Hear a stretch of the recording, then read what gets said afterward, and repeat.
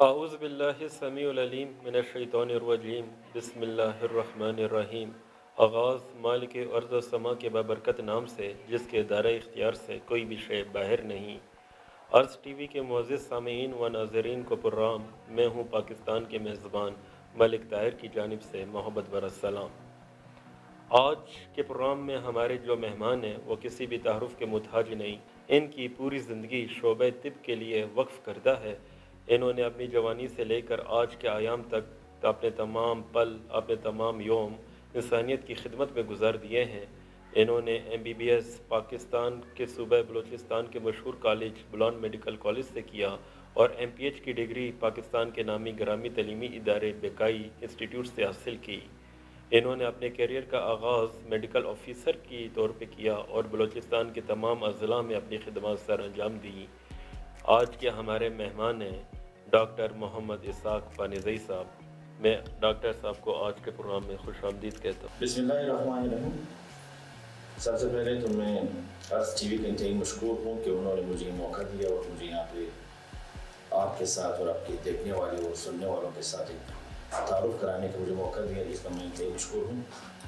جس آپ نے شروع میں تھوڑا سا میرے بارے میں بتایا، بیک گراؤنڈ کے بارے میں، کہ MBBS تو میں نے یہیں پہ کیا ہے، اور MBBS کرنے کے بعد جب مجھے ضرورت سب محسوس ہوئی کہ ہیلتھ میں تو ہر بندہ کافی آپ کے پاس وہ ہیں، یہاں پہ پیشے ہیں، ڈپارٹمنٹس ہیں، تو میں نے اس میں کلینکل سائڈ کو سائڈ پر رکھتے ہوئے میں نے کہا نہیں کہ اسپتالوں کے حوالے سے، مریضوں کے حوالے سے اور باقی جتنے بھی ہماری روزمرہ زندگی میں جو مشکلات ہیں مریضوں کو جو درپیش آتی ہیں، میں نے اس پیشے کو ترجیح دی اور میں نے اسی کو چن لیا اور میں نے اسی میں آگے کوالیفیکیشن کرنے کے لیے میں نے MPH کا انتخاب کیا۔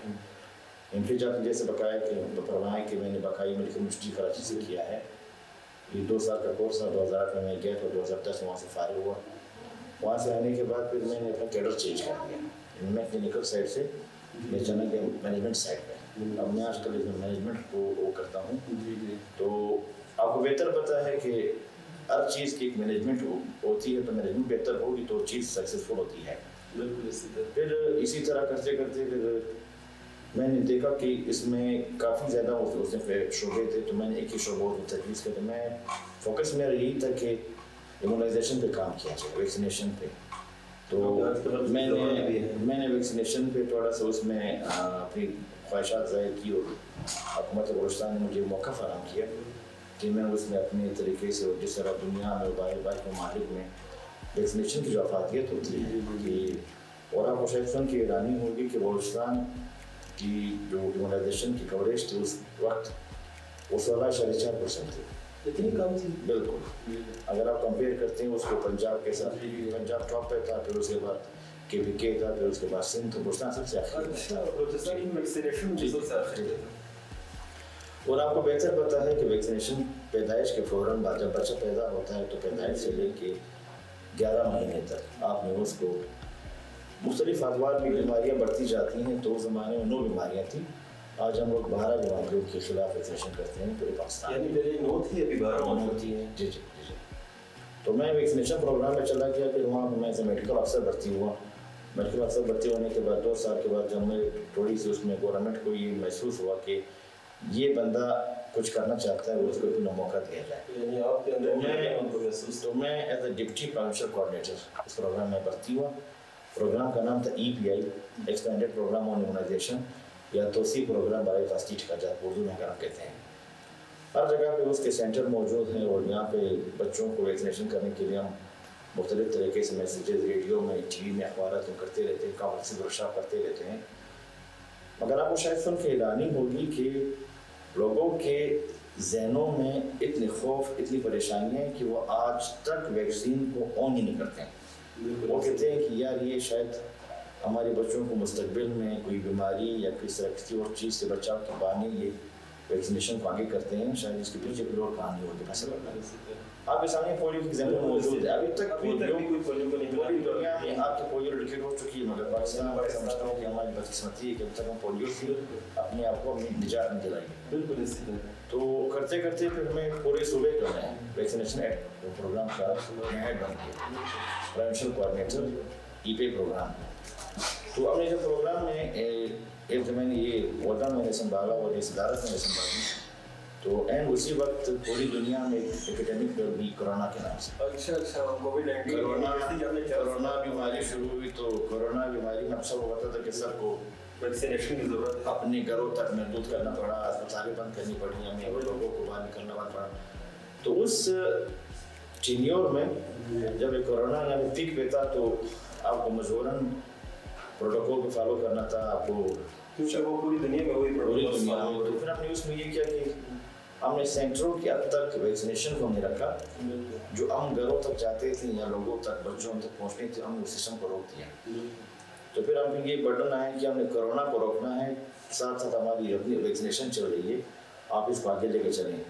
तो अल्हम्दुलिल्लाह रब्बुल ज़ात की मेहरबानी थी, हमारे ऊपर अल्लाह पाक की मेहरबानी थी कि बलूचिस्तान पूरे पाकिस्तान में दूसरे नंबर पर हमने कोरोना वैक्सीनेशन में जो एक टारगेट हमें दिया गया था 44 लाख लोगों को वैक्सीनेशन, 44 लाख लोगों को हमने वैक्सीनेशन करवाई बलूचिस्तान में, मुख्तलिफ एजेस के जो लोग थे। उसमें इसको मैंने लीड किया था पूरे बलूचिस्तान में।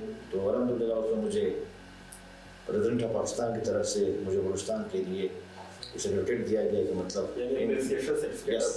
वो मुझे दिया गया।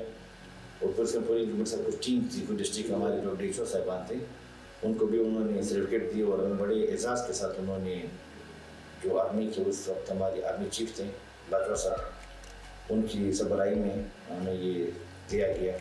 मैं समझता हूँ बलूचिस्तान के लिए बहुत बड़ा एजाज़ था।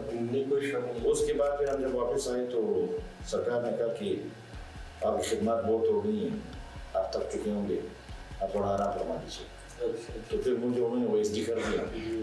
OSD करने के बाद कोई 12 महीने तक मैं OSD रहा, 12 महीने तक, पूरे 12 महीने तक। उसके बाद फिर ये सिविल हॉस्पिटल का जो एक आपके सामने एक आजकल अपन शेड्यूल करवाए ना कि सिविल हॉस्पिटल बलूचिस्तान का सबसे बड़ा हॉस्पिटल। और अगर थोड़ी सी मैं इसके बैकग्राउंड में जानना चाहूँ, क्योंकि 1901 में यह अस्पताल बनाया गया ब्रिटिश गवर्नमेंट में, जब ये सेंट डेमन उसका पूरा लीड करता था पूरे बलूचिस्तान के मुख्तलिफ इलाकों। तो सेंट डेमन के नाम पे ये पहले इसका नाम था लेडी सेंट डेमन हॉस्पिटल, पहले सबने मिसिस का नाम रखा था।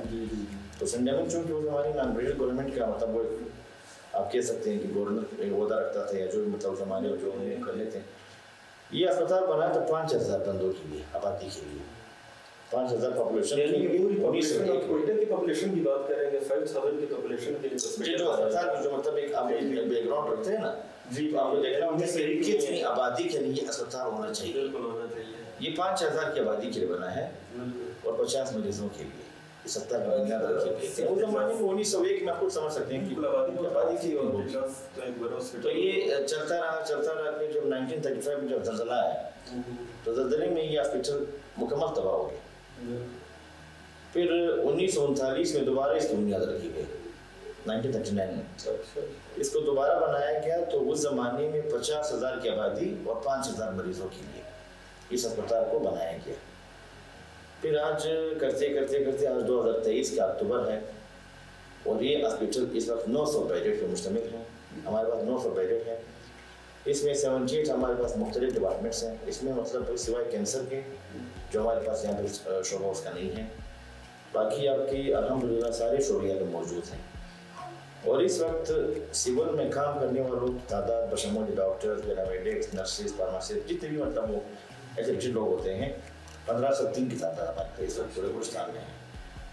और अगर OPD की बात की जाए, सर्विसेज की बात की जाए और यहाँ पे लोगों को खिदमत की बात की जाए तो सालाना की अगर मैं बात करूँ आपके साथ, सालाना कोई लोग 64,000 के करीब हम माइनर सर्जरीज करते हैं। यहाँ माइनर से मुराद ये कि मोटरसाइकिल से गिरा कोई अभी टांका लगा दिया, यस मतलब माइनर की बात करते हैं।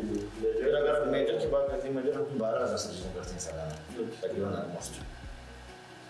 तो डॉक्टर इसके साथ इस बात से थोड़ा वो वादा करता हूँ कि बात को काट रहा हूँ, लेकिन मैं ये चाहता हूँ कि अभी आपने वैक्सीनेशन की बात की तो जो हमारे नाज़रीन हैं वो वैक्सीनेशन में खो चुके होंगे, तो आप उस वैक्सीनेशन के बारे में डिटेल बता देंगे। जैसे ही बच्चा भी बर्न होता है तो उसको कौन सी वैक्सीनेशन किस टाइम में देना लाजमी है, क्योंकि हमारे यहाँ तो बहुत सी मिसकंसेप्शन पाई जाती है। पोलियो यानी कि लोग अभी तक पोलियो को एक्सेप्ट नहीं कर पाते।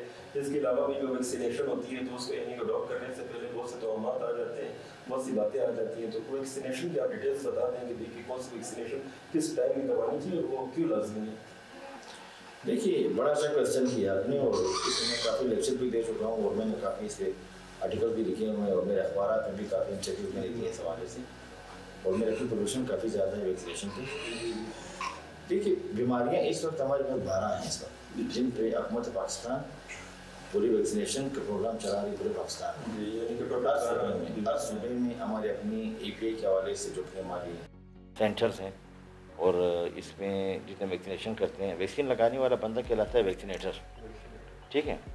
इस वक्त आपके पास पूरे बलूचिस्तान में 1800 के करीब वैक्सीनेटर, पूरे बलूचिस्तान में 1800 आपके पास वैक्सीनेटर्स हैं, और आपके पास इस वक्त कोई 450 के करीब आपके पास API सेंटर्स हैं पूरे बलूचिस्तान में। 34 आपके डिस्ट्रिक्ट हैं बलूचिस्तान में।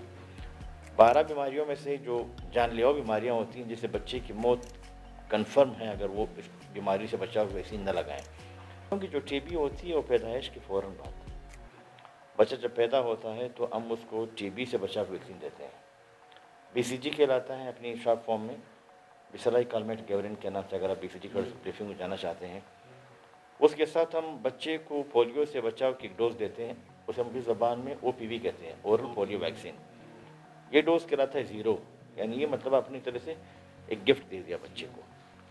फिर उसके बाद आप 45 दिन गुजरने के बाद जब बच्चे की उम्र 1.5 महीने हो जाती है तो दोबारा बच्चे को फिर उस सेंटर पे आना पड़ता है, या वो जिस एरिया में, जिस रेडियस में उसका घर होता है। API प्रोग्राम में हमारे सर्विसेज देने के 3 तरीके होते हैं। एक तो ये आपने सेंटर पे ख़ुद बच्चे को अपने लाना है, जो कि आपके 2 किलोमीटर की रेडियस में अगर आपके घर वाक़ है। अब हुकूमत बलूचिस्तान में वैसे इसको 1 किलोमीटर कर दिया है। अगर आप बात करते हैं सिंध और KP और पंजाब वगैरह की, तो वहाँ पे ये 3 किलोमीटर का रेडियस है। यानी 3 किलोमीटर में पेरेंट्स को अपने बच्चे को खुद ले जाना होता है API सेंटर तक।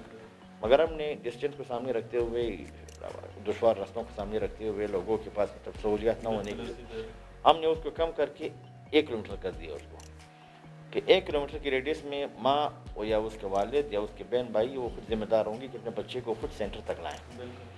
दूसरे हम अपनी सर्विसेज देते हैं आउटरीच वैक्सीनेटर करता है मोटरसाइकिल पर, यानी वो 3 किलोमीटर से लेके 15 किलोमीटर के रेडियस के दरमियान में जितना भी पॉपुलेशन आबाद है वहाँ पे, ये जिम्मेदारी बनती है वैक्सीनेटर कि वो महीने में, देखिए वैक्सीन लगाने के बाद आपको 28 दिन तक अपना गिफ्ट देना होता है। 28 दिन आपको 4 हफ्ते अपने देना ही है। तो जो मैंने महीने की बात की ना, कि महीने के बाद वैक्सीनेटर अपना एक माइक्रो प्लान बनाता है। उस माइक्रो प्लान में अपनी प्लानिंग करता है कि मेरे पास यहाँ पे कितनी पॉपुलेशन है, कितने घर हैं, और उस घर में कितने ऐसे बच्चे हैं, और उस घर में कितने ऐसी फीमेल हैं जो प्रेग्नेंट है। ठीक है सर, ये बहुत बड़ा नेटवर्क है इसका।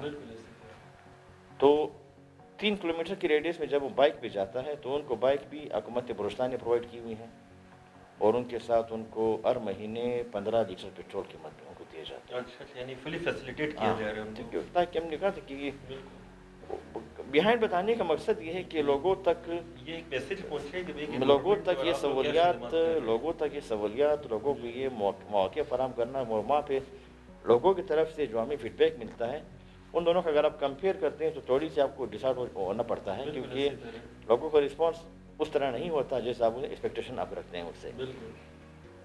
15 किलोमीटर से अबाउ जितना भी रेडियस होगा, चाहे वो 50 हो चाहे 100 किलोमीटर हो, वो हम करते हैं मोबाइल के ज़रिए, गाड़ी के ज़रिए। वो गाड़ी भी हुकूमत बलूचिस्तान ने उनको दी हुई है।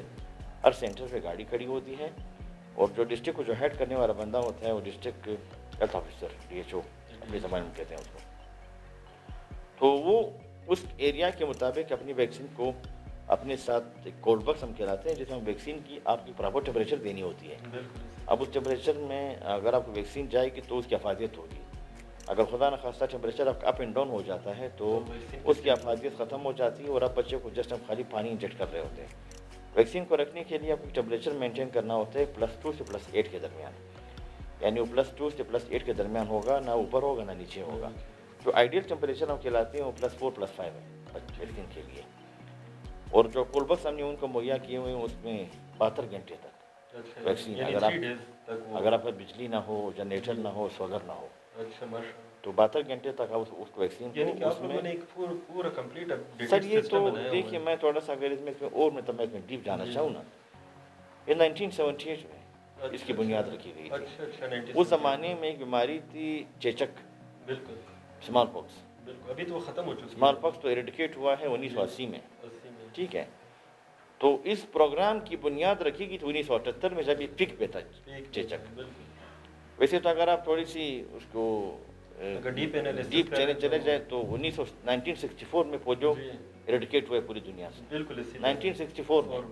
اور آج 2023 میں پاکستان میں تک پولیو کو ابھی تک یعنی ہم ایریڈیکیٹ نہیں کر پائے. چلے رہی ہے. بالکل لوگ اس کے خلاف. جو میں نے آپ سے بی سی جی کی بات کی نا, کہ جو بی سی جی کی ویکسین دوسری جنگ عظیم کے بعد یہ بنائی گئی تھی, اور یہ جاپان کے 2 بھائی تھے, کالویٹ اور گیورین, ان دونوں نے بنائی. 1945 کے بعد یہ بنا لی گئی تھی.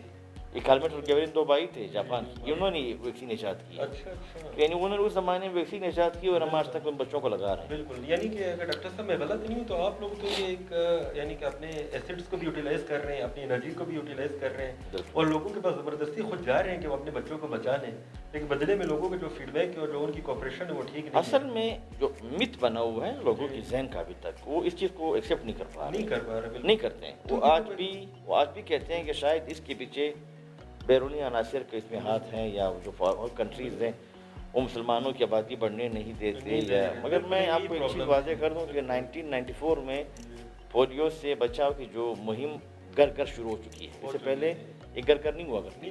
ہاں, تو 1994 میں جن بچوں نے پولیو کی ویکسین پی, آج ان کے بچے اپنے بچے ان کے نواسے پھر رہے ہوتے ہیں. تو پھر آپ کو یہ کنسیپٹ کہاں پہ چلا جاتا ہے کہ آپ بچوں کو جو ہے نا وہ ایمبولینس کرنے کے چکر میں یا. تو ڈاکٹر صاحب آپ لوگ اس کے حوالے سے کوئی اویئرنیس کیمپینز وغیرہ بھی چلاتے ہیں, کوئی سیمینارز, کوئی ورکشاپس بھی آپ کنڈکٹ کرتے ہیں کہ لوگوں تک ایک کلیئر میسج جو کہ اوریجنل میسج ہے وہ پہنچ جائے, اور یہ جو غلط ملک صاحب میں کوئی چیز واضح کر دوں, ہر وہ چیز جو آپ کو آسانی سے ملے اس کی قدر نہیں ہوتی. بالکل. ٹھیک ہے. میں ہمیشہ انٹرویو میں کہتا ہوں, اور کچھ لوگ مجھ سے ایگری کرتے ہیں, کچھ لوگ مجھے کہتے ہیں یار کس طرح سے باتیں کرتے ہیں. میں کہتا ہوں دیکھو ایک چیز آپ کو فری میں مل رہی ہے. ایگزامپل دیتا ہوں, پیٹرول اگر آپ کی آج 300 روپے لیٹر ہے تو آپ اس کو بڑی احتیاط سے, جو آپ کی غیر ضروری کام ہوں گے آپ اس کو نہیں کریں گے. اگر یہ پیٹرول آج 5 روپے لیٹر ہو جائے, آپ کا ہر بندہ, شاید میں بولوں گی کہ واش روم تک بھی شاید موٹر سائیکل پہ جائے کہ بھائی یار چیز مفت مل رہی. تو مس یوز اور کہاں کی اس چیز کی اہمیت. تو گورنمنٹ نے ایک چیز آپ کو فری آف کاسٹ دی ہے, اور اگر میں آپ کو آپ کی قیمت بتا دوں کہ اگر یہ ویکسین آپ آغا خان سے کرواتے ہیں, آپ شفا سے کرواتے ہیں, آپ سی ایم ایچ سے کرواتے ہیں, ایک بچے پہ 54,000 روپیز خرچہ آتا ہے. اگر آپ اس کو ان 12 بیماریوں سے بچاؤ کی ویکسین دیتے ہیں. یعنی یہاں پہ کیا ہے کہ بندہ آپ کے گھر تک پہنچ رہا ہے, آپ کے محلے تک پہنچ رہا ہے, آپ کے یوں سمجھے کہ آپ کے کمرے تک, اور پھر بھی آپ کہتے ہیں کہ بچہ سو رہا ہے, آپ کہتے ہیں بچہ باپ کے ساتھ باہر گیا ہوا ہے, آپ کہتے ہیں اس سسرال گئے. یعنی اور اس میں ان لوگوں کو 1 روپیہ بھی خرچہ نہیں ہو رہا, کچھ نہیں ہو رہا. تو میں نے کہا فری میں مل رہا ہے. اسی وجہ سے جب یہی بھی بچہ, مطلب فرض کرے بھی میں چونکہ ویکسین میں نے تو بتائی بھی نہیں تھی, اس میں ہم نمونیا کے خلاف, خناق کے خلاف, تشنج کے خلاف, کالی کانسی کے خلاف, کالا یرقان کے خلاف, آپ کا روبیلا جو جرمن میزل کہلاتا ہے اس کے خلاف, کالرا کے خلاف جو ایزا, دست, الٹی, اس کے خلاف, پولیو کے خلاف, ٹی بی کے خلاف, اور خسرہ کے خلاف. یہ وہ ویکسین ہے جو ہم کرتے ہیں اس وقت. اب خسرہ کی ویکسین قیمت اتنی نہیں ہے. خدا نخواستہ اگر کسی بچے کو خسرہ ہو جاتا ہے تو اس کو پھر جو تکلیف گزرتی ہے نا اس وائرس کی وجہ سے, یعنی اس وائرس کے لگنے کے بعد بچہ وہ سمجھے کہ 30% زندگی کی طرف اور 70% موت کی طرف اس کی لائف چلی جاتی ہے. اگر وہ وقت پہ ٹریٹمنٹ ہو جاتی ہے تو بچ جائے گا, ادروائز وہ بچہ عموماً مر جاتے ہیں. اور میں آپ کو ایک فگر دے رہا ہوں کہ سالانہ پاکستان میں اس وقت 22,000 بچے ہیں, سالانہ 22,000 بچے پاکستان میں سالانہ مرتے ہیں خسرہ کی وجہ سے. ڈاکٹر صاحب اسی بات کو میں کنٹینیو کرنا چاہوں گا, ماشاء اللہ آپ کو ایکسپیرینس بھی کافی ہے, کوالیفیکیشن بھی کافی ہے, تو آپ یہاں کے میڈیکل سسٹم کو, جو ڈیولپ کنٹری کا میڈیکل سسٹم ہوتا ہے, تو ان کو آپ کس طرح کمپیئر کریں گے؟ یعنی وہاں پر اگر ہم میڈیکل کی فیسلٹیز کو دیکھیں, لوگوں کی اویئرنیس کو دیکھیں, ٹریٹمنٹ کو دیکھیں, تو لوگ کافی سیٹسفائڈ نظر آ رہے ہوتے ہیں. لیکن پاکستان کے پاس بھی ٹیلنٹ کی کمی نہیں ہے, لیکن اس کے باوجود بھی یہاں کے لوگ جو ہیں نا وہ ہمارے سسٹم سے کبھی بھی سیٹسفائی نہیں ہو پائے. میں آپ کے کویشچن کو سیکنڈ کرتا چلوں. میں تھوڑا سا اس میں نے جب یہ 2014 میں جب سی ایم صاحب عبدالمالک صاحب بلوچ صاحب آئے تھے, وہ خود بھی ڈاکٹر تھے اور وہ ڈاکٹر ہیں ماشاء اللہ, ان کو لمبی زندگی دے, تو ان کے ساتھ ہماری کافی ڈبیٹ ہوئی اس بات پر. میں نے ان سے کہا کہ آپ اسمبلی میں قرارداد لائیں. ویکسینیشن تب تک میں نے کہا ہم ایسی قوم ہے کہ ہم اس چیز کو اون تب تک نہیں کرتے تو کچھ ہمیں پیچھے سے کوئی سختی یا ہمیں پیچھے سے کوئی اس طرح کی وہ تو انہوں نے کیا کرنا چاہتے ہیں. میں نے کہا میں آپ کو آسان اگزامپل دیتا ہوں. میں نے کہا بچہ جب پیدا ہوتا ہے تو پیدا ہونے کے بعد بچے کے والدین کوشش کرتے ہیں کہ بچے کا برتھ سرٹیفکیٹ بن جائے. برتھ سرٹیفکیٹ بننے کے بعد وہ کوشش کرتا ہے کہ میں اس کے لیے بے فارم بنا دوں. بے فارم بننے کے بعد پھر وہ جب 3-4 سال کا بچہ ہوتا ہے تو کوشش کرتا ہے کہ اچھے اسکول میں داخلہ مل جائے. میں نے کہا آپ اس کو وہیں پہ روک دیں. جب وہ برتھ سرٹیفکیٹ بنانے آئے گا نا آپ ان سے کہیں کہ ذرا جا کے بچے کی ویکسینیشن کارڈ لائیں ہمارے پاس. یعنی آپ کہتے ہیں کہ رول بن جانا چاہیے rule vaccination card. U S A میں یورپین کنٹریز میں ڈیولپ کنٹریز میں جب بچہ پیدا ہوتا ہے ان کے پیرنٹس سے نہیں پوچھا جاتا. اس بچے کو اسی ہاسپٹل کے اندر جہاں پہ ڈیلیوری ہوتی ہے آپ کو بہتر بتائے گا ڈیلیوری ساری اسپتالوں میں ہوتی ہے. گورنمنٹ ہوتی ہی نہیں ہماری طرف. ہماری تو مصیبت یہ ہے کہ یہاں پہ دائیاں وغیرہ کیس کرتی ہیں. ابھی آپ کو ڈسٹرکوں میں چلے جائیں تو وہاں پہ جب بچہ پیدا ہوتا ہے تو اس کو پہلے ہی ٹائم اس کو ویکسینیشن وہیں پہ آن دا اسپاٹ کی جاتی ہے. ویکسینیشن کرنے کے بعد جب اس کا اپنا شیڈول 28 ڈیز کا جب بعد میں ٹائم آتا ہے تو پیرنٹس باؤنڈ ہوتے ہیں کہ 28 دن پورے ہونے کے بعد اپنے بچے کو جا کے وہاں پہ ویکسینیشن کرانی ہوتی ہے. کیونکہ پھر وہ بچہ سرکار کے رولز میں انٹر ہی نہیں ہوتا. سسٹم اس کو اٹھاتا ہی نہیں پورا. تو یہاں پہ الٹا سسٹم ہے ہمارا. تو میں نے ہمارے ساتھ دیکھا. میں نے کہا سر آپ کا کیونکہ میں نے کہا آپ سی ایم ہے اور منسٹر صاحب ہمارے رحمت صاحب بلوچ صاحب تھے. میں نے کہا سر تھوڑا میں نے کہا تھوڑا کام کریں آپ لوگ. تو وہ نہیں آئی سر اس میں نہیں آئی. ابھی جا کے جب ابھی یہ جام صاحب کی حکومت تھی پھر مجھے موقع ملا. جام صاحب کو میں نے ایک پریزنٹیشن دی اور میں نے یہ چیز اس میں ہائی لائٹ کیا. وہ ڈاکٹر بابا بولیدی صاحبہ ہمارے ایڈوائزر تھی ہیلتھ کی. تو ان سے میں نے یہ پوائنٹ میں تو پھر وہ لیجسلیشن لائے اسمبلی میں کروا کے انہوں نے پاس کروا دیا. اچھا یہ پاس ہو گیا. اگر پاس کرنا اور اس کو امپلیمنٹ کرنا یہ دو الگ چیزیں ہیں. ابھی تک امپلیمنٹیشن اس کی ہوئی نہیں ہے. اچھا تو یعنی میں نے کہا کہ اسی طرح ہے. پھر تو میں جب چونکہ میں نے کہا جب میں کووڈ میں جب میں کرنے کے بعد جب مجھے فارغ کر دیا وہاں سے اب کچھ 2020 ہو گیا میں نے ویکسینیشن چھوڑی ہوئی ہے. کیونکہ میں جب یہاں پہ آ گیا سیول میں تو سیول کو میں نے ابھی ایسے یہ سمجھ کیا نیا ٹاسک جو میں سمجھتا ہوں مجھے ملا ہے اور میں اسی کو آگے لے کے چل رہا ہوں. سیول کے حوالے تھوڑی بات کر لیتے ہیں کیونکہ ویکسینیشن تو ہماری وہ چلتی رہتی ہے. سیول میں سر اس وقت جو ایک لوگوں کا جو ایک امید بن چکی ہے. میں ہمیشہ گورنمنٹ سے میں سیکنڈ کرنا چاہوں گا کہ سول ہاسپٹل اس وجہ سے امید بنی ہے کیونکہ بلوچستان پاکستان کا یعنی کہ رقبے کے لحاظ سے بڑا صوبہ ہے. 43% پاکستان جو ہے وہ بلوچستان ہی ہے اور یہ ساحل اور وسائل کی سرزمین بھی ہے. اور 2023 کی یہ سینسس کے مطابق اس کی 21 ملین پاپولیشن بھی یعنی کہ ہے یعنی کہ 2 کروڑ 10 لاکھ کے ارد گرد ہے. لیکن اس کے باوجود بھی اگر بلوچستان کے تمام لوگوں کا ہم لوگ رخ دیکھیں ٹریٹمنٹ کے لیے تو وہ کوئٹہ سول ہاسپٹل کی جانب ہے. تو کوئٹہ سول ہاسپٹل میں یہ تمام فیسلٹیز ہیں یا وہاں پر بھی آپ کوئی چیلنجز کو فیس کر رہے ہیں کچھ پرابلمس کو فیس کر رہے ہیں کیونکہ پورے بلوچستان کا برڈن آپ ہی کی طرف ہے کہ بھائی کہ لوگ جن کو علاج مستونگ میں بھی نہیں ملے گا سدھی میں بھی نہیں ملے گا ہرنائی میں بھی نہیں ملے گا وہ آپ ہی کے پاس آئیں گے آپ ہی کے ہاسپٹل میں آئیں گے. تو کیا آپ لوگوں کے ہاسپٹل میں یہ تمام کیپیسٹیز موجود ہیں؟ ملک صاحب میں آپ کو ایک اور ایگزامپل دینا چاہوں گا. اس پہ آپ نے ایک بس کھڑی کر دی اس میں 50 سیٹیں ہیں. بالکل ٹھیک ہے. اس کے ساتھ آپ نے پیرادل ایک اور بس کھڑی کر دی ان کی 50 سیٹیں ہیں اور اپنی ایک اور بس کھڑی کر دی 50 سیٹیں ہیں. روٹ سب کا ایک ہی کلیئر ہے کہ اس نے شہر جانا ہے اس نے کچلاگ جانا ہے اس نے مستونگ جانا ہے. ٹھیک ہے. مستونگ والا بھی کوشش کرتا ہے کہ یار جو شہر کی طرف بس جا رہا ہے میں نے اس میں بیٹھنا ہے. کچلاگ والا بھی کوشش کر رہا ہے کہ یار جو شہر میں نے شہر جانا ہے.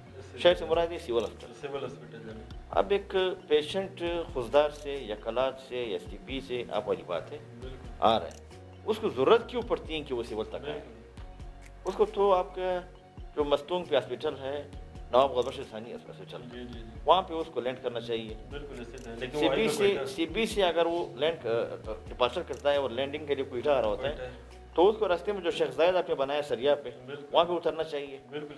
پشین سے اگر آتا ہے زیارت سے اگر آتا ہے ژوب سے آتا ہے تو اس کو مفتی محمود نے بریک مارنا چاہیے. نہیں سارے سیول آ رہے ہیں سارے سیول آ رہے ہیں. تو کہنے کا مقصد ہے کہ گورنمنٹ کو میں ہمیشہ اس فارم میں کہتا ہوں میں کہتا ہوں کہ ڈاکٹر وہی ہیں پروفیسرز وہی ہیں سروسز وہی ہیں ہر چیز وہی ہے. لوگوں کی ٹرسٹ یہاں پہ کیوں ڈیولپ ہو چکا ہے سیول پہ. تو سرکار سے میں ہمیشہ کہتا ہوں کہ آپ کوشش کریں کہ اس کو ایز اے ٹیچنگ ہاسپٹل رہنے دیں اس کو آپ ایز اے ایمرجنسی رہنے دیں. جو شہر کے اندر اپنی اتنی آبادی ہے اب ابھی کوئی بم بلاسٹ ہوتا ہے सिविल पहुंचो, सिविल गाड़ी कल्टी होती है सिविल पहुंचो, कोई मैनर कहीं पे आग लग जाती है सिविल पहुंचो। अभी 10 मिनट पहले मैंने एग्जांपल आपको दी ना कि आई कमान आ रही है, उनकी सेकंड टाइम लंच है यहाँ पे, जी जी जी तो खाना टेस्ट करने के लिए डॉक्टर भिजवा दीजिएगा ज़रा।